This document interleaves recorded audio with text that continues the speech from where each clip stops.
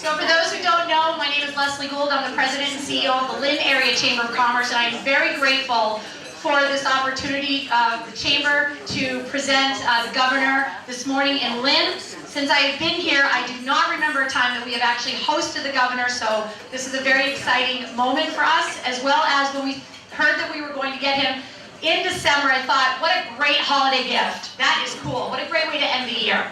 So I just want to make some very brief announcements. I want to first and foremost thank Sandra Lewis and Christine Niels, my staff. We were here till 11 o'clock last night. They're amazing. Hanging banners, putting all the place settings down, making sure that our sponsors are happy. That's so important. And that we have enough seating as much as we could for everyone, trying to make the most of it. Also, the staff of the Porthole, right with us till 11 o'clock last night, setting things up. And here this morning at 5:30. So grateful to them. I would like to recognize our elected officials. Judith Flanagan Kennedy, our mayor, of course. City Council President Dan Cahill. City Councilor Hong Net. School Committee-elect Jared Nicholson. School Superintendent Dr. Kathy Latham. As well as, I found out a fun fact this morning, I did not know that David Surface, president of St. Jean's Credit Union, is the selectman in Georgetown, third term. Very good, thank you. At this time, I would like to call up Mayor Kennedy to give the welcome on behalf of the city. Thank you. Thank you very much. I know the governor is on a tight schedule, so I am just going to say it has been such a pleasure to have a governor who is not only a neighbor, but somebody who believes in our city. It's going to make all the difference in the progress, the rate of the progress, and the scope of the progress that the city of Lynn can make. But I also want to recognize all of you, because simply by your presence here today and being members of the Lynn Area Chamber of Commerce, you have already shown that you are as much of a part of the revival and the progress and the renaissance of the city of Lynn as all of the politicians who care so much about this city. So thank you to all of you for your support, as it has been for over 100 years. So congratulations on that, Leslie.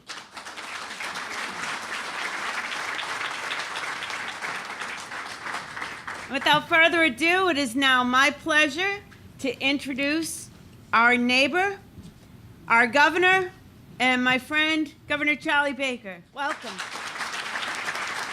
Let me first of all just thank the mayor and all of the elected officials for being here this morning, and I especially want to thank the Chamber and all of its members for being here as well.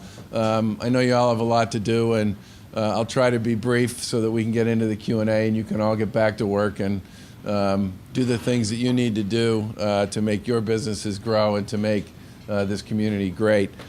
I thought I might talk about three basic areas. The first would be just some reflections on the first year in office. The second on some sort of larger statewide issues around economic development generally. And then third, some comments on the North Shore and Lynn in particular. And I think the big learning experience for me coming out of the first year is actually this is a job where you just shouldn't be surprised when you get surprised, because weird stuff happens all the time.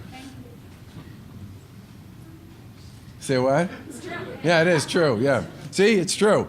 And I learned this lesson very early on, literally on Inauguration Day, as Lauren and I, my wife and I, were on our way home from the convention center in South Boston that night around 10 o'clock. My phone rang, and it was the mayor of Boston calling to tell me that Boston had been selected to host the 2024 Olympics. And could I be back at the convention center at 7 o'clock in the morning for a press announcement? And I literally hung up the phone. I think that's for me. And I hung up the phone and I thought to myself, I can't believe my first event as governor is going to be an event that involves the Olympics in Boston hosting in 2024, since this wasn't something that really ever got any time or attention or conversation during the course of the campaign. And the second thing I thought was, no one's going to care about the fact that we just got inaugurated. And that was true. all the headlines the next day, Boston selected for 2024, and then Baker Polito, something happened with them, we don't really care. But we're still here.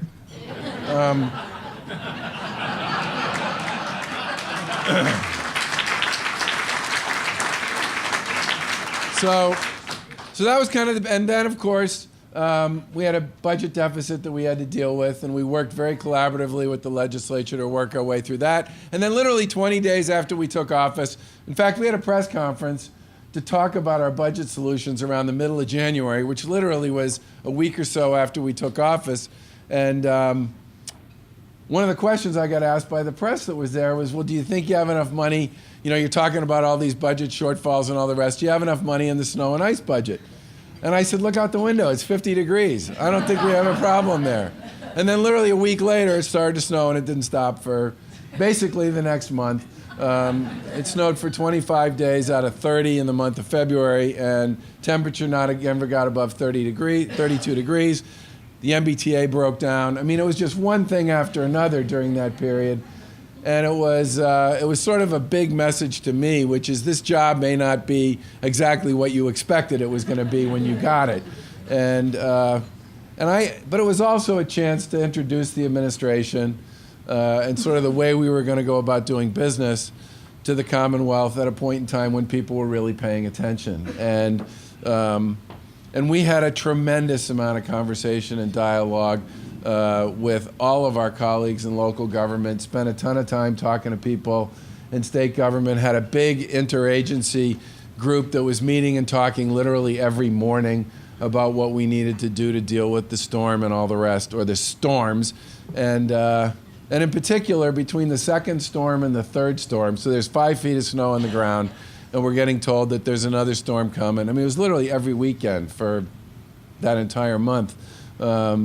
That we were sort of planning and organizing around this. And at that point in time, Karen Polito and I both started to get just a ton of calls from our colleagues in local government. And at that point in time, she and I pretty much had the cell phones of almost everybody who was in municipal government, and they had ours. And they were calling and saying, look, we've been pushing this stuff around for the better part of the past 2 weeks. But now we need to get rid of it if there's another storm coming, because our sidewalks aren't clear, our intersections are dangerous, we haven't had school for a week. We need front-end loaders and dump trucks and backhoes and snow melters, and we need to just get rid of this. And so we called about 10 governors and asked them if they would send us equipment and manpower that they weren't using because they weren't having the kind of winter we were having. And to their credit, about 7 of them sent us almost 200 pieces of equipment and manpower, including the National Guard from Vermont and Maine, New Jersey, Delaware, Pennsylvania, Connecticut, New York. New York came in big time. All sent us equipment. We had about 200 pieces of equipment and the people to operate it. We set up a big staging area out at Hanscom Air Force Base. And literally, we're running about 150 projects around snow removal and disposal nonstop for the next 3 weeks with cities and towns around the Commonwealth, just to try to keep up with what was going on. And by the way, the governors of Vermont and Maine, when I called them and said, you know, we could really use some help here, they both said pretty much the same thing, which was, you boys down south, you just have no idea, you know, how to deal with snow. We're really, we're happy to help you out. You poor thing, blah, blah, blah. And that was bipartisan. You know, you got a Democrat in Vermont and a Republican in Maine, both giving me the same message. But it was sort of this chance for us to show kind of a no muss, no fuss, let's just get the work done approach to how we were going to try to govern. And I think that's really been the theme and the message for us for the better part of the first year. If you look at our cabinet, it's a pretty decent collection of Republicans, independents, and Democrats. I didn't spend a lot of time worrying about the letter at the end of somebody's name when we made hiring decisions. I was really just focused on trying to find who I thought the best person for the job was. In fact, I remember having, I was trying very hard to find the right person to be the Secretary of Transportation, which is a very complicated agency dealing with all kinds of significant problems and issues. And I knew coming in that was going to be the case. And so I was looking for somebody who had a real appetite for reform and a pretty deep knowledge of what the issues were. And I was having trouble finding that person. And, you know, one of the more interesting things, this is a sidebar, about government and about state government in particular is if anybody's engaged in a major search to fill a major position in a big organization, you know, it takes a while, right? I mean, it's not unusual for somebody who's trying to find a chief financial officer or a chief marketing officer or an EVP for business development or something to spend literally like 6 or 8 months trying to find exactly the right person to take that job. When you're filling a cabinet in state government, you know, the election's November 4th, the inauguration's January 8th. There's 2 holidays in between, 3 holidays in between there, Thanksgiving, Christmas, and New Year's. And you're supposed to build out your team in literally 60 days, okay? And by the way, the message you're delivering to a lot of those people you're trying to hire is every move you made is going to get second-guessed by everybody under the sun. You literally have to walk away like that from wherever it is you're currently employed, and you're going to have a limitation with respect to how many people you're going to get to bring in that are actually yours, and you don't really have full authority over the decisions that you make because there's this group called the legislature that has opinions of their own, and it's not exactly the kind of cell that's like really easy to close. So somebody said to me, well, you should talk to Stephanie Pollack. And I said, gee, Stephanie Pollack. I said, she's like former Conservation Law Foundation, works at the Dukakis Center for Regional Economic and Urban Planning at Northeastern, big time Democrat, probably not somebody I would, you know, think I would have a lot of common ground with. And they said, no, you should really talk to her. You're going to like her. So I called her up, and to her credit, she took the interview. And we talked for about an hour and a half, and I really, really liked what she had to say about what we needed to do in transportation. And so as she was leaving, I walked her out, and I turned to her and I said, you know, if I offer you this job, my friends are just going to kill me. And she looked back at me and she said, you know, if I take this job, my friends are going to kill me.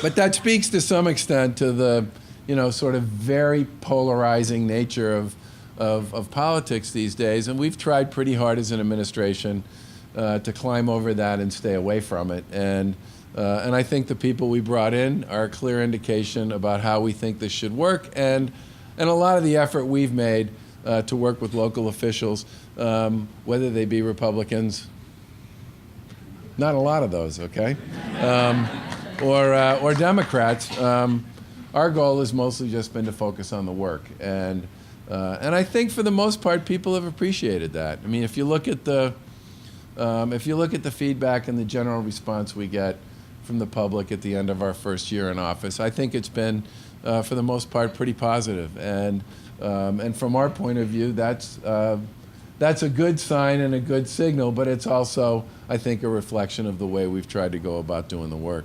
Now, with respect to economic development, let me just say a couple things. One is that I come at this sort of first and foremost from the point of view that a big part at a macro level of our ability to succeed is going to be driven by our cost position relative to others, our regulatory environment relative to others, and the quality of our education system, what I would call sort of our human capital piece relative to others. And if you think about Massachusetts overall, what people usually say is unbelievably smart and talented workforce, but what a pain in the neck in terms of the ability to actually move and get stuff done and make things happen. And, you know, I heard that over and over and over again anywhere I was campaigning. I've been hearing it now since back when I worked for Bill Weld and Paul Cellucci, and it's sort of a big fundamental issue for me, which is I don't ever expect us to be the cheapest place to do business, but there's no reason why we have to finish 48th or 49th on every single survey associated with anything that has to do with cost of doing business, regulatory environment, business friendliness, take your pick. Because we are always going to be, I believe, a true competitor when it comes to the quality of our people and the quality of our educational infrastructure and the quality of what I would describe as kind of our intellectual capability. I mean, if you think about the history of Massachusetts, we're a state that has always lived by our wits. Always, as far back as you can go. And whatever was considered to be sort of the next new thing, we were always at the leading edge of whatever that was from the very start. And I believe that's always going to be fundamental to us, and I believe it's something that sort of baked into our DNA, and it's a big part of why we as an administration made the decision we made in a very difficult budget year with a $1.8 billion deficit to make sure that we fully funded and supported K-12 education through the Chapter 70 program, supported our cities and towns with a pretty significant increase in local aid, and also provided a pretty significant increase in state support for higher education. Because that's in some respects who we are, what our competitive advantage is, and what we're all about. But I also believe we have to do things and take seriously this notion about our competitive position relative to others on costs, regulations, and all the rest. And I will say that for those of you who don't know, we have been pursuing a pretty comprehensive review of the state's code of regulation. Standard operating procedure, I think the state ought to be looking at its regulatory code every few years anyway. It's sort of like cleaning out your attic or your basement. You know, it's one of those things you should just do as a matter of good housekeeping. And the state's code really hasn't been updated or reviewed for the better part of the past 15 years or so. I think the last major review that was done was actually done when I was Secretary of A&F back in the 1990s. That's a long time to go without taking a look at whether or not there are things you can do. Instead of just piling one new regulation on top of another, which is typically the way this works, let's take a look at the whole book of business and figure out where our opportunities to simplify, modernize, and clean it up might come from. And we've held a wide variety of hearings. Every secretariat's been involved in this. They've been holding hearings around the Commonwealth depending upon what their particular area of interest is and oversight. And there's actually on the state's website, at Administration and Finance, a regulatory reform section which gives people the ability to comment on specific regulations, and you can either do it by name, by agency, with phone number for follow-up, or you can just submit anonymously. We don't really care. We just want to know what people's issues and concerns are. And I've spent a lot of time as I've been out talking. Somebody will say, well, what about, you know, this with the building code and this with your development stuff and this with that and all the rest? And my answer is always the same, which is, thank you so much for bringing that up, but, you know, you need to tell us about it and tell us about it in a way we can do something about it. And this process will probably run through the end of the fiscal year, which is June 30. But I think by the end of it, you're going to see that literally hundreds of regulations have been amended or removed or consolidated with others. And this is going to be a regular ongoing theme for us, which is if we have opportunities to simplify the way things work, we're going to take advantage of them. And by the way, everybody thinks this is about business. The single biggest set of responses we've gotten so far to this have come from municipal governments. Okay? Cities and towns. And remember, Massachusetts has 351 cities and towns. 250 of them have less than 20,000 people. Okay? We have a lot of small towns in Massachusetts. And the burden of a really big, complex, and difficult regulatory environment on them is profound. And so one of the things I'm most pleased with is the response we've gotten from local government about things that we can do to make things simpler and easier for them with respect to their ability to get stuff done. The two other things I'll mention, one is the cost of energy. I hear about this a lot, and I am very anxious to do something about it. But we need to be able to work collaboratively with the legislature to make something happen on this.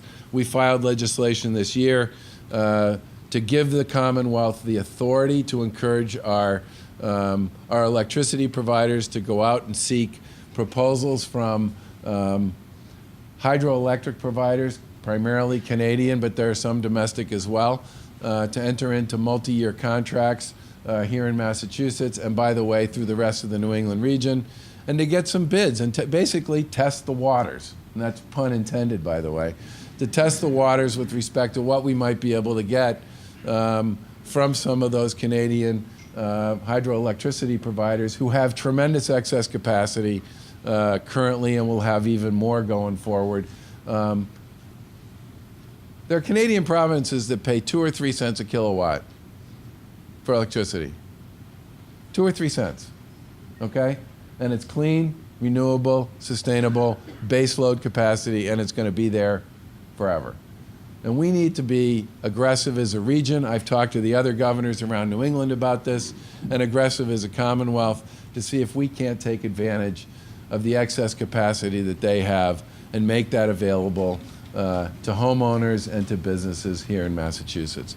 I think this is something we'll probably be able to work through with the legislature next year, but it's an important part of what I think we need to be doing as a Commonwealth to create a more competitive business climate here in Massachusetts. The two other things I'll mention that I think are equally important. One is we are currently going through a process of creating an inventory of all state land and state property. We're the largest property owner in the greater Boston community.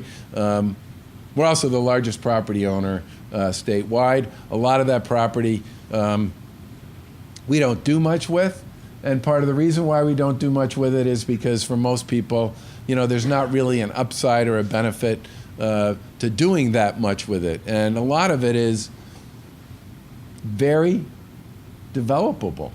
And you could do mixed use development on it. You could do market rate affordable housing on it. A lot of it's located near public transportation. A lot of it's on main streets. A lot of it's located in places where there should be something going on. And I've looked at a lot of these sites, and I'm sorry, I have a hard time calling something an asset that basically has tall grass, burnt out automobiles, and beer cans on it, all right? So one of the things we've done is create an inventory on this. We put about 50 properties that were sort of ready for development right away into a portfolio. We had an open house for developers to come in and take a look at those properties. But this is going to be something we're going to do, I hope, a lot with over the course of the next few years, which is to really try and put a lot of that property to work, because a lot of it's located in cities, a lot of it's located in communities and neighborhoods that would benefit from having it developed. And I believe the Commonwealth is one of the few organizations that would benefit significantly from putting this property to work without having to make a killing on the acquisition price associated with the land. And if we can make this more affordable for people to develop market rate housing, to develop mixed use housing, to create what I would describe as sort of the housing, whether it's rental or owner, but probably more rental, that young people and young families would want to live in, that's located near public transportation and stuff like that, I think there's tremendous possibility for us to do something that I hear a lot from employers, which is what are you going to do to make it possible for young people to stay here and young families to stay here and not to go somewhere else.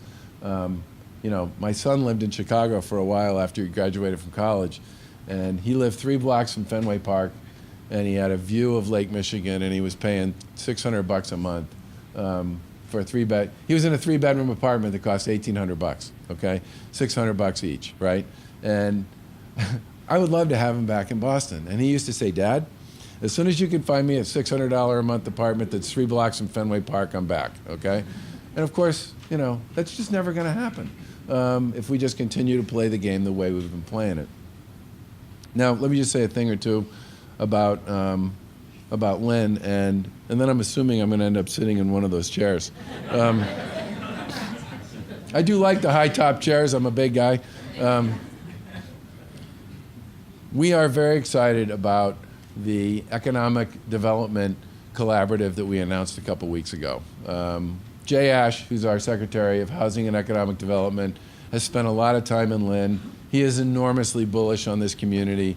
And part of the reason I wanted Jay to be the Secretary of Housing and Economic Development was because of the work that he'd done in Chelsea. I mean, he was the city manager there for 16 years. He did $1 billion worth of projects over that period of time. And Chelsea went from being a community that I think most people would say was sort of troubled to being a place that a lot of folks now view as one of the hippest and coolest sort of near Boston communities in Massachusetts. And he's sort of been there and done that, and he can see opportunity and potential. And he has a natural affinity to the Commonwealth's mid-sized cities and gateway communities.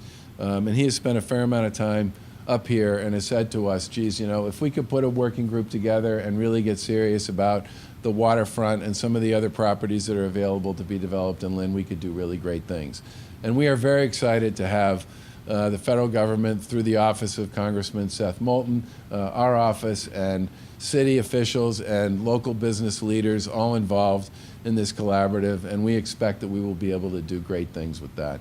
The one other thing I want to mention is I'm also a big believer that we are not doing enough in what I would call sort of workforce development, and I'm very excited about the fact that we just got legislation passed that makes it possible for us to reconstruct a lot of our workforce development and job training programming, and a lot of that, from my point of view, needs to be focused on what I call the demand side, not the supply side. Too much of this historically has been, we're going to train you to do the things we know how to train you to do, as opposed to saying, we're going to give you the kinds of skills that the employers in your community are looking for so that you can get a job there. And we're going to focus a lot with community colleges and career and technical schools around creating far more capacity to meet the employment needs of the employer community, because there are literally tens of thousands of jobs that are going to go unfilled if we don't do a better job of focusing our efforts, especially in job training and workforce development, around the areas where employers are really looking for talent and looking for people. And my final point on that one, my first National Governors Association meeting in February of 2014, 40 governors, they go around the room and they ask every governor, what do you think the major impediment to economic growth and development in your state is?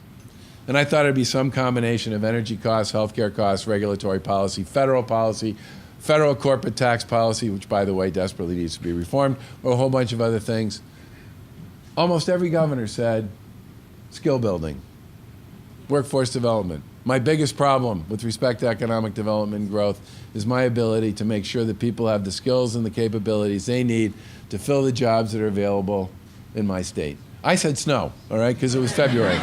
But everybody else practically talked about this. And I think in many ways, this is one of the truly great challenges that we have as an administration, and frankly that we have as a country, which is how are we going to make sure that men and women have the opportunity to be able to take and do the jobs that are going to be available in the future. And I think that's an issue not just for Lynn, but an issue for the Commonwealth as well. And that is something I believe we are putting the building blocks in place to solve on a go-forward basis. The final thing I want to say is I just really appreciate, as I look around this room, how many friends and people that my wife and I have known for a very long time, who basically grew up with us as we grew up as parents in this wonderful North Shore community, and it's really great to be in front of an audience with so many familiar faces and friends. Thanks very much.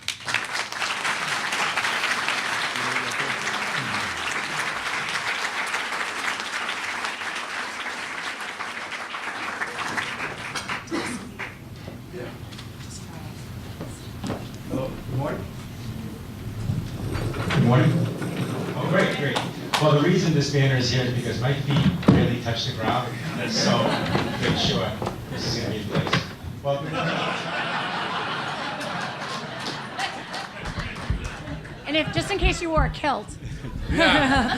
Well, it's a great day for the Chamber, but it's even a greater day for the City of Lynn, and the reason we're here today, one of the reasons, is your popularity, Governor.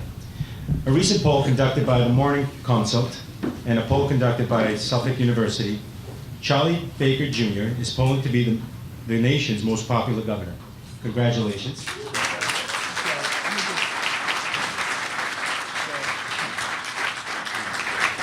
This is a really funny issue because, you know, you run for governor, you win the next morning. You don't even win the night of the election because it's so close. And it's 49-47. You win by 40,000 votes. Big sigh of relief. And the funny thing about it is, I rarely run into anybody who says they didn't vote for me. But there's a lot of people who didn't, okay?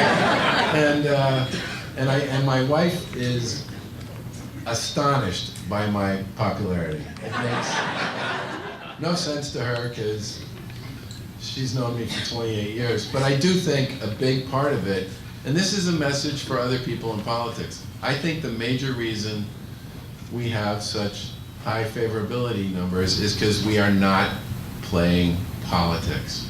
We are not.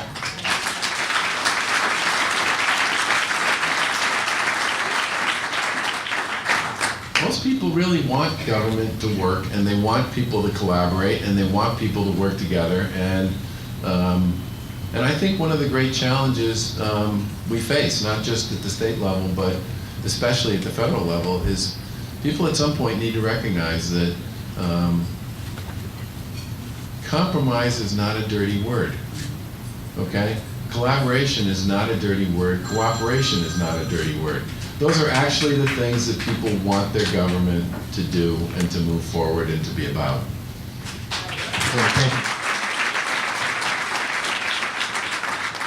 Well, we're here to discuss everything Lynn today, the vision, the future, what's next for Lynn. Before I get into that, there's some fun facts I want our audience to know about you.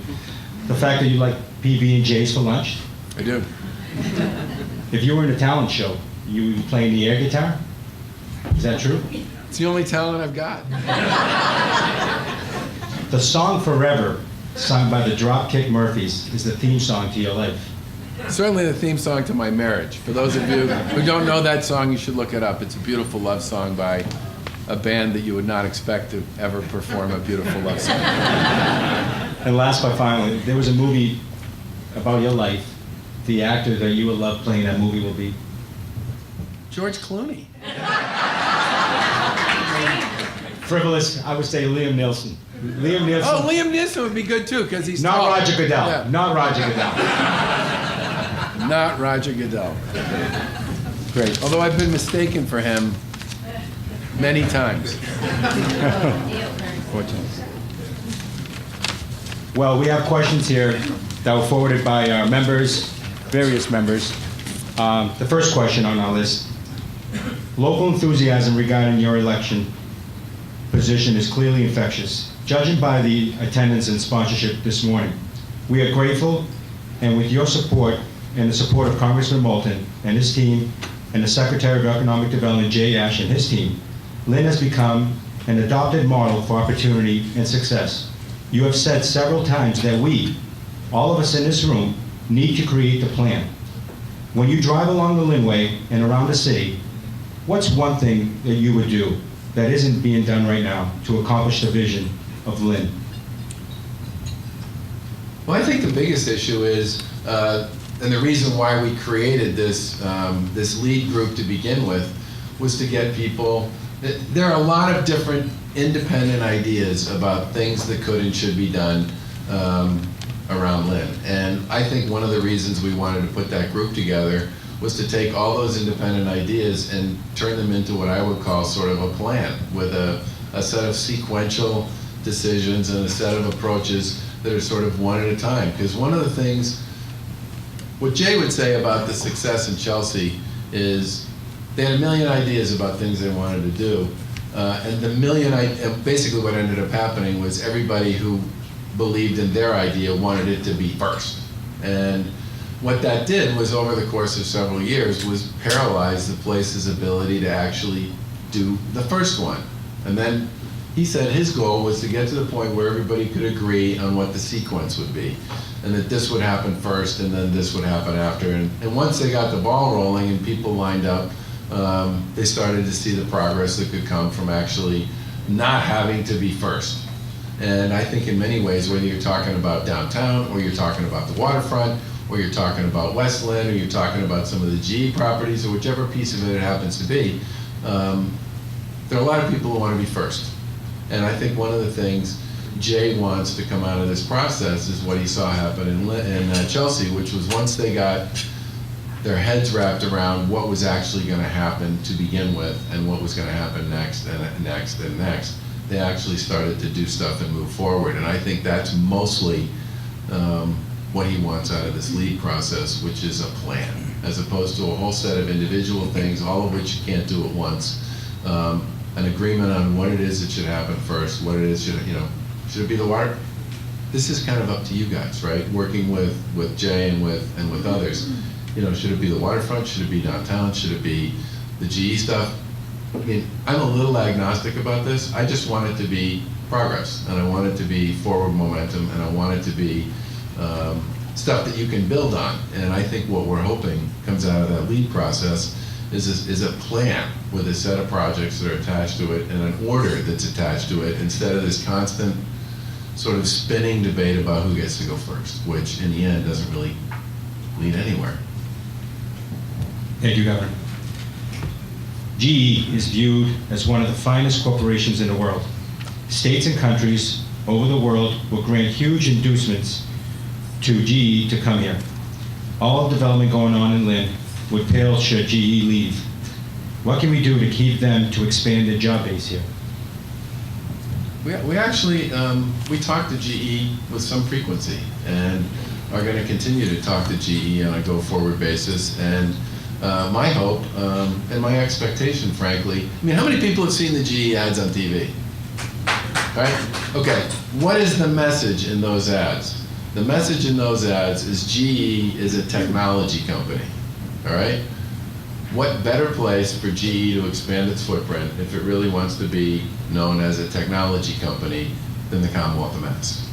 I mean, we are, for all intents and purposes, a technology hub. And we're a technology hub, and we've been saying this to them. We are a technology hub in a lot of spaces and places that they want to be a technology player in, whether it's healthcare technology or advanced manufacturing. I'm going from here, by the way, I think as many of you know, to do a grant on advanced manufacturing for $1.5 million here in Lynn.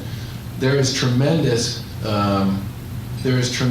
interest in the part of GE in sort of rebranding and rethinking who they are and what they are as a company. And I would argue, frankly, that one of the great challenges manufacturing faces overall is helping people make the leap from yesterday's manufacturing to tomorrow's manufacturing. And this is something that I think we all face a significant challenge in, which is one of the places there's going to be a lot of employment opportunities over the course of the next decade is in manufacturing and in advanced manufacturing. And it's going to be because of the changing nature, I'm not going to give this back to you ever, by the way, of the way manufacturing works and operates. And most people don't understand this, don't appreciate it, and don't know it.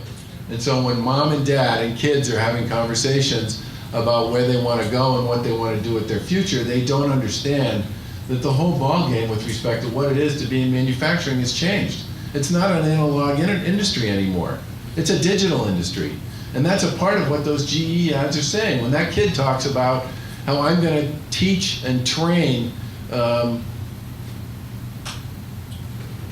machinery and equipment in the healthcare space to provide data and information about what's going on in healthcare, I mean, that is where this is going. And it creates a huge opportunity for a state like ours, which has tons of legacy history on both manufacturing and in technology, to put the two of them together and to become a major player in this space. And we've had this conversation with GE and with others, by the way.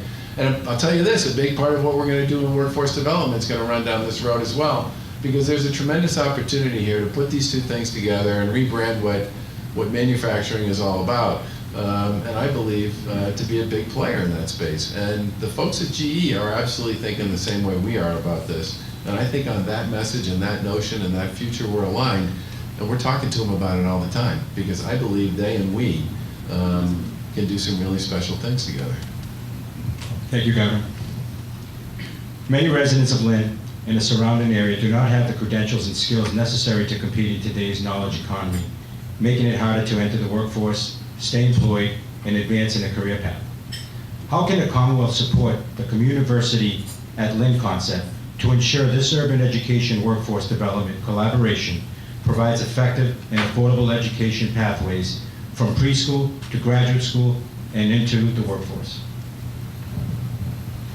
In 25 words or less. I would say a couple things about this. One is that we will be filing an economic development bill in January, and a big piece of it's going to be around this workforce development and the skill building concept.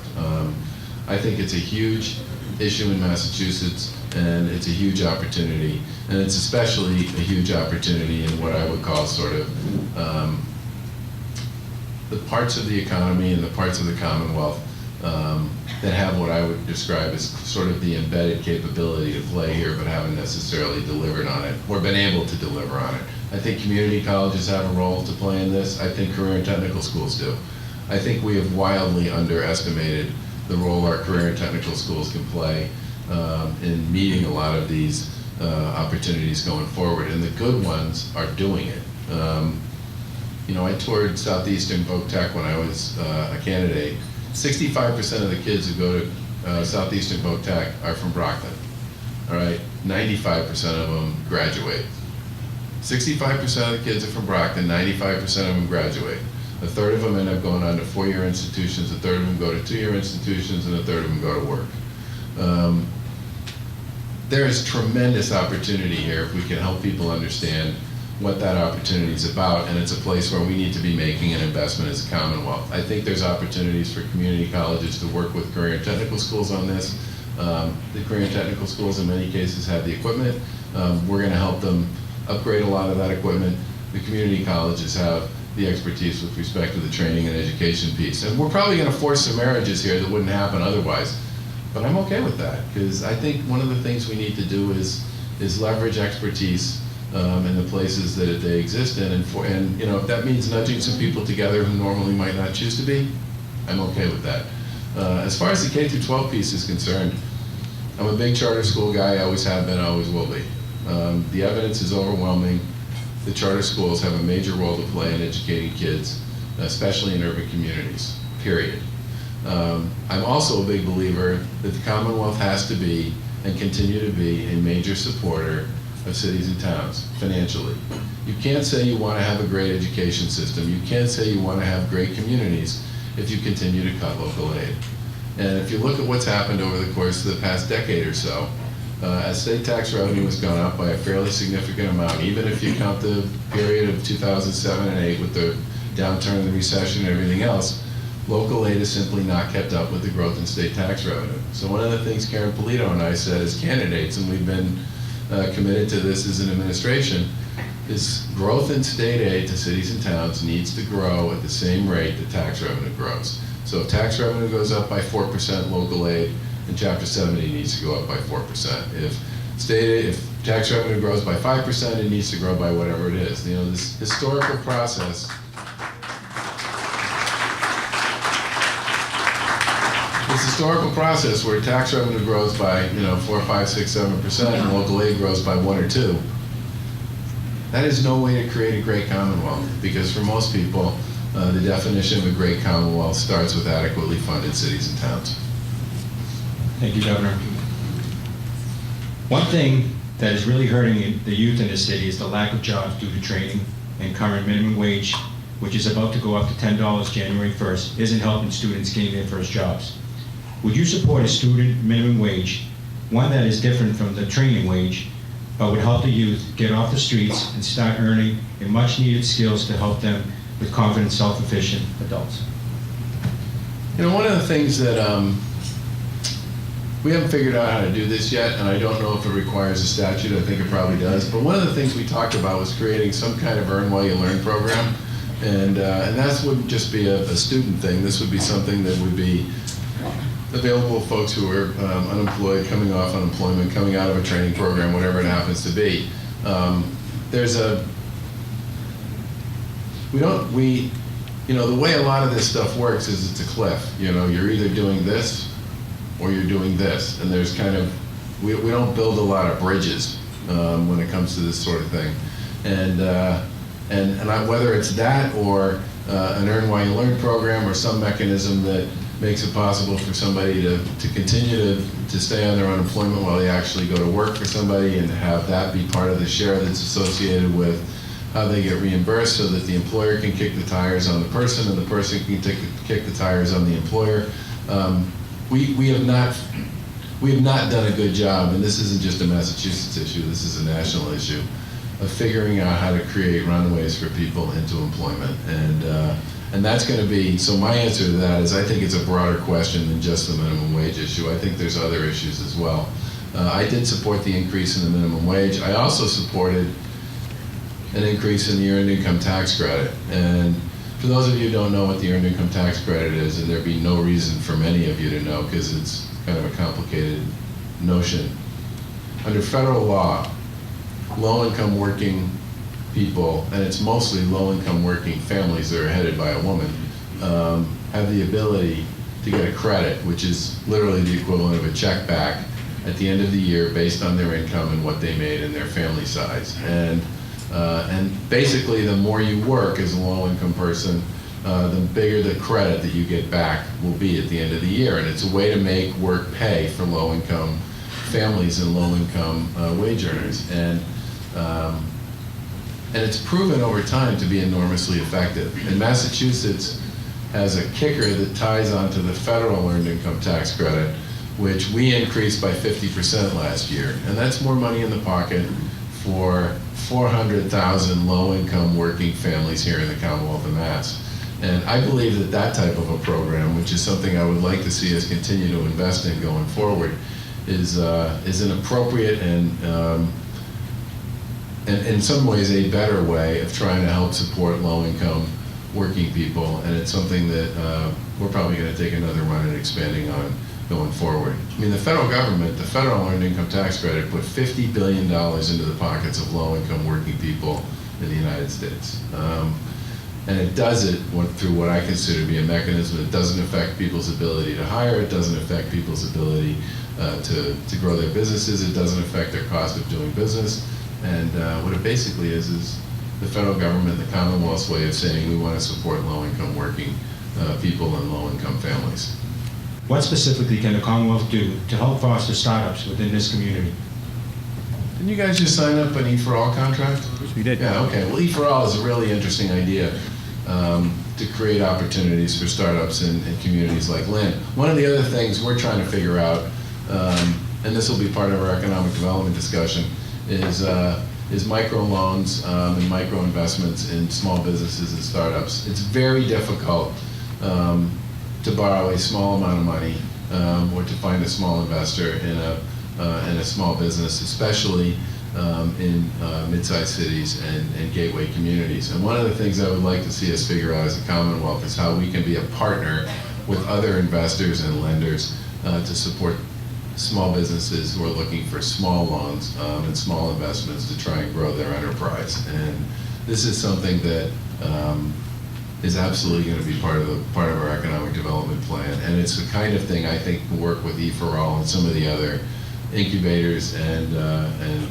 small business investment enterprises that already exist out there that serve a lot of the entrepreneurial spirit in places like Lynn. But E4All is a really interesting model, and I think we can probably build on that model and to basically work to leverage it going forward. Thank you, Governor. On behalf of the Chamber, our city, we're grateful that we have you as a neighbor. We're even more grateful that we have you as a governor. Thank you for taking the time to spend with us this morning. We thank you and appreciate it.